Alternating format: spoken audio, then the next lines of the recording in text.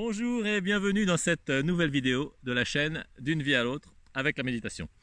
Alors aujourd'hui je vais faire parler un ami d'un mantra. Je ne sais pas si vous vous souvenez, il y a quelques semaines j'avais sorti une vidéo qui s'appelait Comment agissent les mantras. Eh bien, je vous invite à la regarder à nouveau, surtout à la regarder si vous ne la connaissez pas. Elle se trouve donc dans la playlist sur les enseignements de cette même chaîne.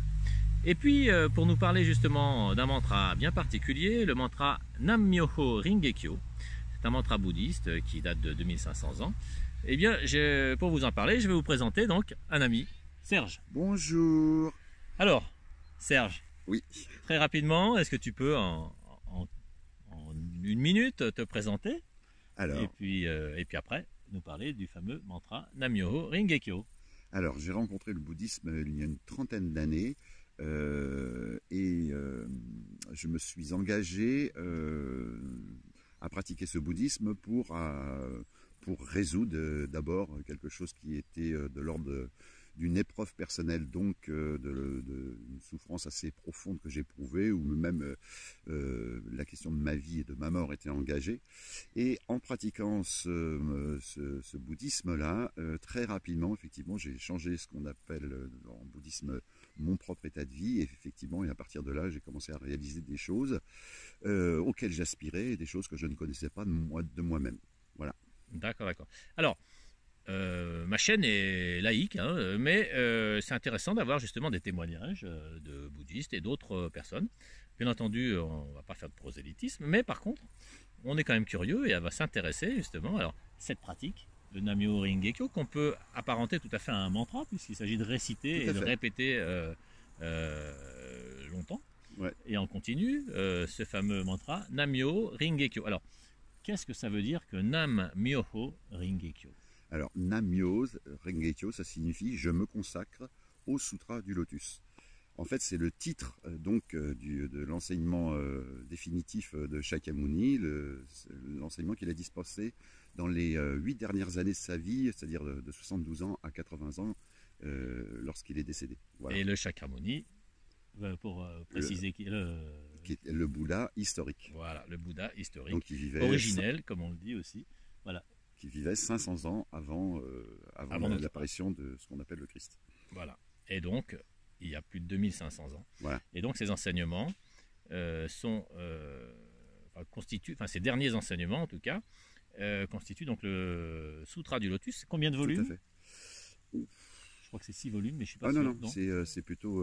non, c'est plus que ça. Ah, c'est plus que ça. Il me semble que c'était en 24 volumes. Ah oui, 24 volumes. Si mes souvenirs sont bons. Et alors, donc, par rapport à ce fameux Sutra du Lotus, que représente ce mantra Nam-myoho Renge-kyo? Alors, par rapport au Sutra du Lotus, en fait, le Sutra du Lotus, divisé en gros en deux parties, une partie théorique et une partie, celle qu'on appelle durée de la vie, je dirais la partie pratique. La partie théorique explique en fait que tout être humain, tout être vivant possède l'état de Bouddha en soi. Et la partie, pour le resituer dans cette époque, c'est en particulier, même les gens les plus terribles, ceux qui peuvent commettre des crimes, etc., possèdent l'état de Bouddha. Et pour le resituer aussi dans cette époque, c'est aussi la révélation que les femmes aussi possèdent l'état de Bouddha. Alors, l'état de Bouddha, qu'on peut appeler également l'état d'éveil. L'état d'éveil, oui. Voilà, d'accord. Et alors donc, question toute bête, parce qu'on se retrouve avec des gens tout à fait novices, qui ne sont pas forcément d'ailleurs bouddhistes, ni catholiques, ni croyants, qui peuvent être complètement laïques, parce que j'ai de nombreuses vidéos tout à fait laïques, hein, en principe elles sont d'ailleurs toutes laïques, mais alors, ce mantra, d'abord, est-ce qu'il faut être bouddhiste pour le réciter, pardon, et puis, est-ce qu'il faut connaître le fameux Sutra du Lotus? Non, pas besoin de connaître le Sutra du Lotus. Et ce qui est assez marrant, justement, c'est ce qui est intéressant dans ce bouddhisme-là, qui est un bouddhisme laïque. Il n'y a pas de dogme, il n'y a pas d'adhésion à un quelconque clergé. Ce qui est intéressant, c'est justement que la preuve, on la produit par soi-même. Ce qu'on appelle une preuve inductive. C'est en récitant Nam-myoho Renge-kyo. Voilà, c'est en récitant Nam-myoho Renge-kyo qu'on peut constater effectivement l'effet que ça a de réciter par soi-même Nam-myoho Renge-kyo. Alors, moi, je vais vous faire une petite confidence d'ailleurs. D'habitude, je ne la fais pas, mais il y a une douzaine d'années, quand je me suis lancé dans la méditation, à l'époque, je passais une épreuve difficile de ma vie. Et puis ma sœur m'a dit, bah écoute, je vais t'enseigner un truc. Tu vas réciter. J'ai un ami qui s'appelle Serge, que vous voyez aujourd'hui. Et tu vas réciter Namyo Renge-kyo. Alors j'étais très surpris, je ne savais pas du tout, j'avais jamais médité de ma vie, j'étais quelqu'un d'hyperactif et je venais de subir un accident de vie. Il l'est toujours, hyperactif. Oh, bah, beaucoup moins, hein. Beaucoup moins. Et ben, je vous garantis que j'ai eu une véritable révélation en pratiquant ce mantra.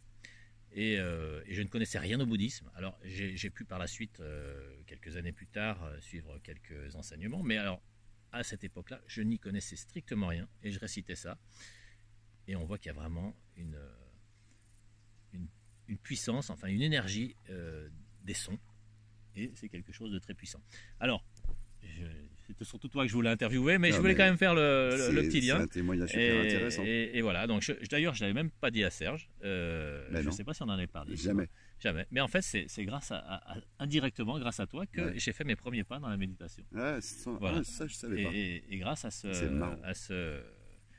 ce mantra que m'avait donc enseigné ma sœur, qui m'avait raconté d'ailleurs quelques anecdotes qui vous étaient arrivées avec ce truc. Et alors, bon. On en parlera peut-être si on a un peu le temps, parce que je voudrais pas faire une vidéo trop longue non plus. Alors, ni une chronique. Voilà. Non, parce qu'on se voit assez peu souvent. C'est vrai. C'est toujours avec beaucoup de plaisir, mais on se voit quelques fois par an et on n'aura pas le temps de faire toute une chronique en tout cas. Alors, Serge, donc, ce fameux mantra, donc nous disions qu'on n'était pas obligé d'être bouddhiste pour le réciter. Et alors, est-ce que tu peux nous dire un peu quels peuvent être les bienfaits de cette pratique? Alors, les bienfaits, tu parlais de puissance, et cette puissance-là, c'est une puissance que l'on recèle, mais pas en tant qu'être vivant séparé de son environnement. Cette puissance-là, c'est la puissance de la vie, constamment, qui est disponible, qui est là, qui fait que... À laquelle il suffit de se connecter, en fait. À laquelle il suffit de se connecter en soi. C'est d'ailleurs la particularité de l'état de Bouddha, c'est que c'est le seul état qui n'est pas provoqué par quelque chose d'extérieur, par un facteur extérieur. C'est quelque chose qu'on produit de soi-même. Donc c'est pas quelque chose qu'on cherche à atteindre. On récite Namyo Renge-kyo parce qu'on est Bouddha et non pas pour atteindre un état qui ferait qu'effectivement c'est un état déconnecté de tout le monde. Non, c'est un état qui est connecté avec l'intégralité de ce qu'on est, c'est-à-dire aussi bien ma colère que mon humanité, que le plaisir que je peux tirer de la vie, etc. quoi. Donc voilà. On part vraiment du précepte qu'on a tous en nous, un état de bodhéité. L'état de Bouddha. L'état de Bouddha, de bodhéité, qu'on va révéler ou pas. Et ça, c'est en tout cas un outil très intéressant. Réciter Namyo Renge-kyo, c'est justement le réactiver. C'est s'en rapprocher, c'est le réinjecter dans le flux de toutes les pensées versatiles, puisqu'en fait ça jaillit de notre esprit, mais notre esprit à chaque instant il produit des milliards d'idées qui peuvent être toutes aussi bien conjointes que complètement contradictoires, et constamment notre esprit vagabonde.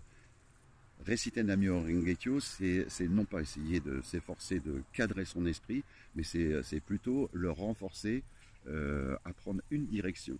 Puisqu'en fait, quand on récite Namyo Renge-kyo, il y a deux aspects qui sont indissociables, c'est-à-dire on récite pour effectivement son propre bonheur et la réalisation, enfin le bonheur des autres, pour faire simple, et le bonheur des autres est intégré à un projet plus vaste et ambitieux dont tout le monde a eu un rêve quand il était plus jeune, c'est la réalisation de la paix dans le monde, quoi. Mmh. Et ça, cette ambition, c'est réaliser la paix au quotidien dans son environnement. En premier, la famille, dans son boulot. En soi-même. En soi-même et dans son environnement. C'est indissociable. Il n'y a pas de paix en soi si on n'est pas en paix avec soi-même, il n'y aura pas de paix autour de soi. Ça peut pas être une pratique égoïste. Maintenant, pour revenir à un peu d'histoire, parce que je suis allé très vite là sur Namyo Renge-kyo. Donc, les 8 dernières années de sa vie, Shakyamuni a dispensé un enseignement qui était non pas en contradiction avec tout ce qu'il avait dispensé auparavant, mais qui était un peu la quintessence, en disant, voilà, jusqu'à présent, j'ai pas révélé la cause, mais en fait, la cause, c'est que je suis le Bouddha depuis l'éternité, ce qui veut dire que tout un chacun est mon égal, et tout un chacun recèle la bodhéité. Quand Shakyamuni est décédé, donc il y a eu ses disciples qui ont dispensé cet enseignement et les enseignements précédents, c'est pour ça qu'il y a un certain nombre de contradictions, de frottements. Mais cela dit, ces enseignements ont été compilés, puisque Shakyamuni n'a pas écrit. Ils ont été compilés par des sages et des savants chinois. C'est pour ça qu'en fait le mantra est représenté en caractère chinois. Tu vois. Donc en fait il est passé par la Chine et il est arrivé du côté si mes souvenirs sont bons, je vais peut-être dire une bêtise là parce que c'est pas tout à fait exact, enfin on va dire avant le Xe siècle il est arrivé au Japon. Et un moine japonais qui s'appelle Nichiren Daishonin a restauré le bouddhisme, a restauré l'enseignement des 8 dernières années de Shakyamuni et il l'a synthétisé sous la forme de la récitation de Nam-myoho Renge-kyo. Ce qui peut sembler très très simple, qui peut sembler très très superficiel, mais en expérimentant, on voit que, on peut éprouver on peut éprouver ce sentiment de toucher à quelque chose qui est très profondément essentiel à soi-même. Voilà. Donc ça n'a rien de conceptuel, surtout pas l'approcher par le côté conceptuel. Il y a la science qui nous sert à ça, mais l'approcher d'une manière expérientielle. Tout à fait. Voilà. Tout à fait. Ouais, oui. Ça, c'est la base en méditation. Ne nous croyez pas sur parole. Pratiquez, essayez, testez. Alors, c'est bon pour la méditation, c'est bon pour les récitations de mantras, qui est une sorte de branche de méditation. C'est bon pour les confitures. Exactement. Confiture de pissenlit, c'est extraordinaire. Ça a goût de miel. Alors, petite question. Concrètement, alors je mettrai, après cette vidéo, après cette petite discussion, je vous mettrai des chants, enfin des récitations faites par des moines de ce fameux mantra Nam-myoho Renge-kyo, et comme ça vous pourrez pratiquer en même temps.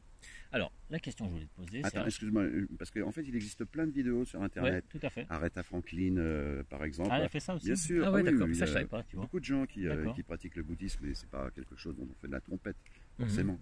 D'accord. Donc il existe alors les vidéos, vous pourrez bien entendu en chercher par vous-même. Voilà. Mais je vous en mettrai une à la sortie. Ouais. Voilà, évidemment. Parce qu'il y a différents simplement pour vous donner. Et puis on peut le pratiquer sans aucun support, une fois qu'on a compris le rythme et puis la prononciation du terme. Et bah, écoutez, après on y va, on peut le faire ça n'importe où, en voiture, à tout moment. Et vous verrez. D'ailleurs, je vous invite, si vous testez, à mettre en commentaire les choses qui peuvent vous arriver, que vous pouvez ressentir. N'hésitez pas à partager, ça peut être très intéressant pour les gens qui découvrent cette pratique. Parce que je te coupe, garde ta question, mais je reviens à ce que tu as dit en propos liminaire au tout départ. Ce qui est bien quand on récite Nam-myoho Renge-kyo, c'est d'avoir un objectif très concret, exactement au même titre que moi quand j'ai rencontré le bouddhisme, ou toi quand tu as commencé à réciter Nam-myoho Renge-kyo, c'était pour te sortir d'une situation. Donc c'était avec un objectif. Ce qui est bien, c'est de tester la véracité de ce mantra par rapport à un objectif perso. Tout à fait. Alors d'ailleurs, c'est très surprenant parce que on a parfois l'impression que ce qui survient dans notre vie va être complètement différent de ce qu'on attend. Mais il faut garder patience parce qu'en fait, ça agit vraiment en profondeur et en justesse. Et parfois, ce qu'on attend n'est pas vraiment ce dont on avait besoin à l'instant T. Je ne sais pas si vous comprenez ce que je veux dire. On a parfois des surprises, on se dit mais ça ne marche pas, etc. On est parfois déçus. Mais quand on persiste un peu, eh bien on s'aperçoit qu'on va découvrir une autre facette de notre vie et que effectivement, plutôt que d'obtenir directement ce qu'on espérait, eh bien ça va beaucoup plus loin et ça nous ouvre des portes bien plus larges. Ce qui est très puissant, c'est le fameux myoho. Myoho, ça signifie trois choses. Ça signifie renaître, tout englober et ouvrir. Ce qui fait qu'en fait, avoir un objectif, c'est pas forcément les moyens de l'atteindre, c'est surtout garder cet objectif très vivace et faire totalement confiance à sa récitation. Exactement. Et à ce moment-là, effectivement, il se passe un certain nombre de choses qui font que on découvre que naturellement, le chemin pour aller atteindre ce qu'on cherchait à réaliser, c'est un chemin qui nous est pas inconnu. Alors, Serge, ouais. Nam-myoho Renge-kyo. Ouais. Est-ce que tu peux allez, très brièvement, Ouais. nous dire à quoi signifient ces 4 mots. Alors, Nam, ça signifie je me consacre. Myo-o, c'est ce qu'on appelle la loi de la vie, de la mort dans le bouddhisme, mais en fait, c'est exactement tout ce qui régit. Tout ce qui régit, la vie est caractérisée par 2 phases, vie et mort. Tous les phénomènes, tout ce qui vit, les êtres humains y compris, les plantes, les arbres, à la fois naissent et à la fois déclinent. Et c'est ce qu'on appelle la vie. Donc la vie inclut la vie et la mort. Le jour, la nuit, la lumière, l'obscurité et tout. Voilà, C'est Renge, la dualité. c'est la fleur de lotus. Mhm. C'est la fleur qui symbolise quelque chose de très particulier. C'est la fleur qui symbolise l'inclusion des graines et des fleurs simultanées. Mhm. C'est ce que je disais tout à l'heure. En fait, ça veut dire c'est parce que on est Bouddha qu'on récite Nam-myoho Renge-kyo. Et c'est pas on récite Nam-myoho Renge-kyo pour atteindre la bodhéité. C'est un petit peu le contraire de la pensée chronologique et cartésienne que l'on a. Mhm. C'est parce qu'on agit en amont qu'en aval, on a des résultats. Là, c'est la cause, c'est l'atteinte de la bodhéité. C'est parce que je désire atteindre la bodhéité que je modifie, que je peux modifier et transformer un certain nombre d'éléments de ma propre vie.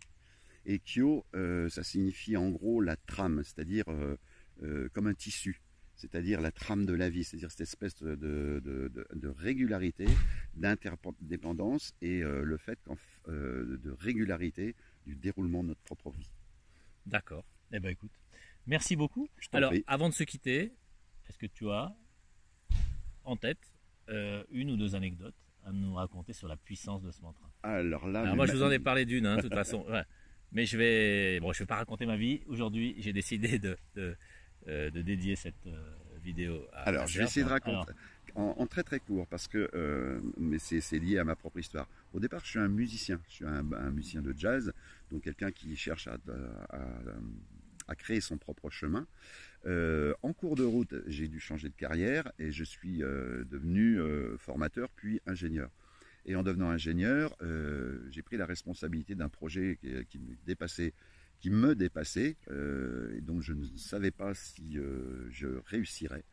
Alors toujours est-il qu'en menant, en tant que chef de projet, en menant ce projet, donc c'était un projet autour d'un gros système informatique, en menant ce projet, je me suis heurté à toutes les résistances au changement qu'on peut imaginer au sein d'une grosse institution en France. Et peut-être donc la plus grosse d'ailleurs. Ouais, je pense On va pas que la c'est citer, la mais plus grosse. c'est la plus Voilà, grosse, c'est ouais. la plus grosse. Et donc, je me suis heurté à énormément de résistance, à énormément de mépris, à énormément de combats qu'il a fallu que je mène. Donc, à chaque fois que je démarrais quelque chose, ça pouvait aboutir à un échec. Et en pratiquant, en fait, je me suis jamais bloqué sur le fait de condamner les gens avec qui je bossais, parce que de toute façon, le but du jeu, c'est de faire en sorte de pouvoir accompagner justement ces personnes-là, et en particulier des cadres, au changement. Et donc, je me suis heurté pendant très très longtemps à un environnement relativement hostile, et je suis pas quelqu'un de très caractériel. Et ce qui est assez marrant, c'est que j'ai eu un succès, puisque j'ai réussi à déployer quand même ce logiciel sur 80% de l'ensemble de mes collègues. Mais ce qui est surtout très rigolo, c'est que j'ai découvert des potentialités, enfin j'ai découvert un Serge Garnier que je ne connaissais pas, c'est-à-dire tout ce potentiel que j'ai pu libérer, que j'ai pu mettre en œuvre, à aucun moment donné de ma vie, moi en particulier en me remémorant quand j'étais musicien, à aucun moment donné de ma vie j'aurais pu imaginer receler ce potentiel et cette capacité à agir dans mon environnement. Voilà. D'accord. Merci pour ton Je t'en témoignage, prie. Serge. Alors, peut-être un petit coup de pub, tiens. Allez. C'était pas l'objet du tout, mais ça me vient quand même à l'idée. On peut t'écouter comment? Sur Internet, tu as un site? Sur tu as Internet, une sur page, quelque chose? SoundCloud. Ouais. SoundCloud. Et Serge Kawas. Garnier, non, comment? K-A-O-U-A-Z. K-A-O-U-A-Z sur Voilà. SoundCloud. Sur SoundCloud. Voilà. Super. Eh bien écoutez, si vous êtes curieux, que vous voulez écouter du bon jazz, Serge est saxophoniste, eh ben, je vous invite vraiment à aller faire un tour sur ce lien. Merci. Et je vous mettrai d'ailleurs le lien en commentaire de la vidéo, si ça vous intéresse. Voilà, eh bien écoutez, je vous remercie de votre attention, on a tenu presque 20 minutes. Je vous propose maintenant d'écouter quelques minutes de la récitation du mantra Nam-myoho Renge-kyo. Je vous souhaite, pour ceux qui le souhaitent et qui veulent le faire, eh ben, une bonne pratique. Et n'hésitez surtout pas à partager vos expériences. Et je vous dis à très bientôt sur la chaîne D'une vie à l'autre avec la méditation. Merci. Merci Lionel. Au revoir. Au revoir.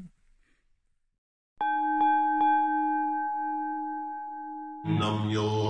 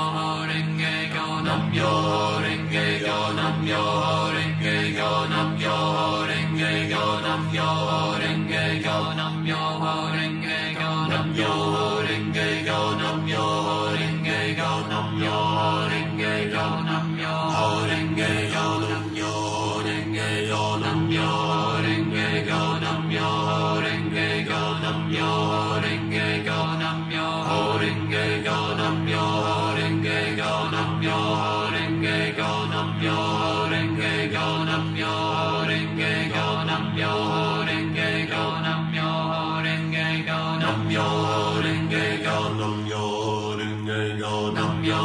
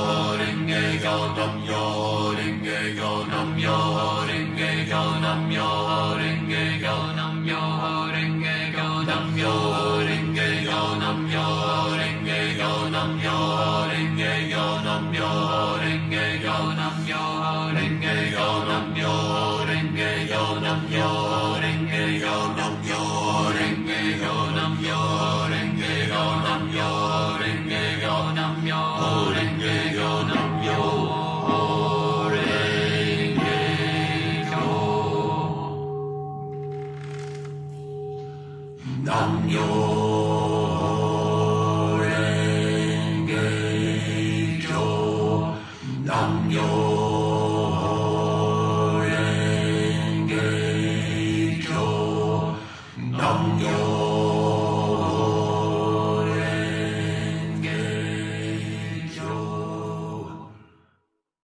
Tu as aimé cette vidéo? N'hésite pas à la liker et à la commenter pour nous faire part de tes impressions. N'hésite pas non plus à la partager pour la faire connaître au plus grand nombre d'entre nous.